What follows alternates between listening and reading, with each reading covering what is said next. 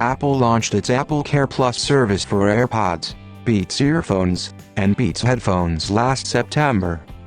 A recent MacRumors report suggests that people who have purchased AppleCare Plus are eligible for free replacement of AirPods Pro ear tips. I'm not sure if it's an AppleCare Plus thing or not, but I set up the replacement online and there was no fee. I was under the impression that there will be a cost even with AppleCare Plus, said an AirPods user on MacRumors forums. If you're an Apple AirPods Pro owner with AppleCare Plus, you may avail the free tip replacement from Apple's support site.